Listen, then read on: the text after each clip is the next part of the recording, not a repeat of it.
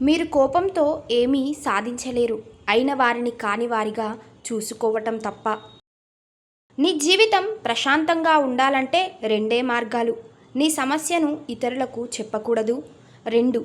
ఇతరుల సమస్యల్లో నీవు తలదూర్చకూడదు. నీవెంత గొప్పవాడివి అయినప్పటికీ నీ ఎదుగుదలకు కారణమైన వారిని మాత్రం లైఫ్లో ఎప్పటికీ మర్చిపోకు. ఆకలి తీర్చని ఆహారం, ఆనందమివ్వని ధనం, ఆత్మీయత లేని అనుబంధం ఉన్నా లేనట్టే. మిమ్మల్ని ప్రేమించే బంధాన్ని ప్రేమించటం మొదలు పెడితే చాలు.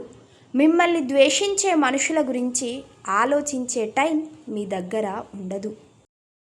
నీతో మాట్లాడటం తగ్గిస్తున్నారంటే నిన్ను దూరం పెట్టడానికి ప్రయత్నిస్తున్నారని అర్థం. నీతో మాట్లాడటం తగ్గిస్తున్నారంటే నిన్ను దూరం పెట్టడానికి ప్రయత్నిస్తున్నారని అర్థం.